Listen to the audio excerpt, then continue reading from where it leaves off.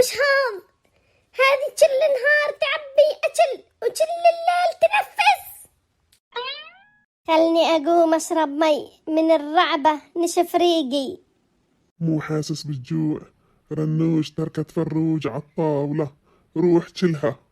اي والله جوعان، خلني أوكل الفروجة وأكمل نومتي بالصالون. وش هذه تنفس من كل المناطق.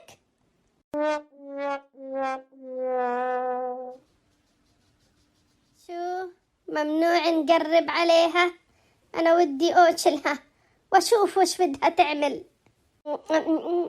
أول مرة أتهنى على فروجة وهي نايمة، لازم كل يوم أكل وهي نايمة. نمت نوم عميق الليلة، قايمة لهرمون السعادة الأكل، ودي أوكل فروجتي يلي خبيتها امبارح. وينها؟ وين فروجتي؟ وين فروجتي؟ صدق المثل يلي يقول لا تؤجل أكل اليوم لغد لأنه راح يختفي. يلي أكلها حسابه معي عسير. يا زوجي. نعم يا حبيبتي، وش ودك؟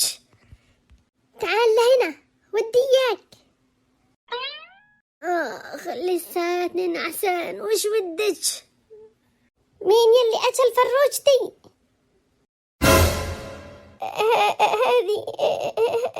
هذه إذا ودي قلها إني أنا راح تعصب علي.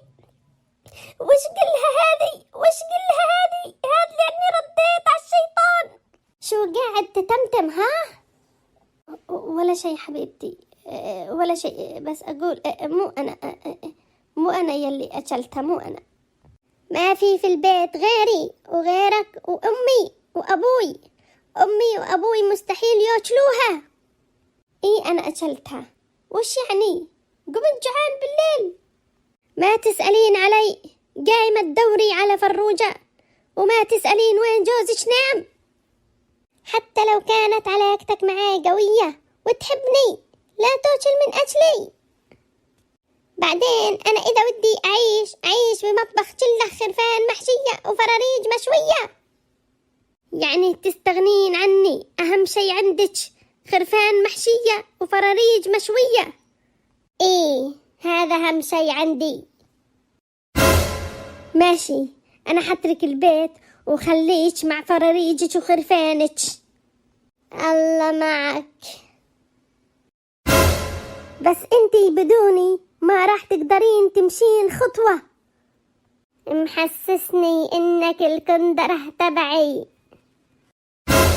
والله ما دخلني، أنا ما غششتها. ودي أسألك سؤال، شو يلي يوجعك أكثر، الغيرة ولا الاشتياق؟ الجوع والله.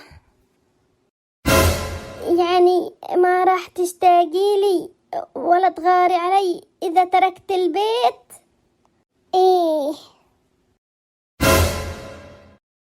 طيب حبيبتي، وش ودك أجيب لك؟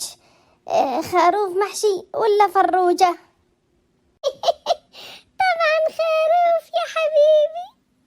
من عيوني يا حبيبتي. أرنب سعيد ولا أسد تعيس.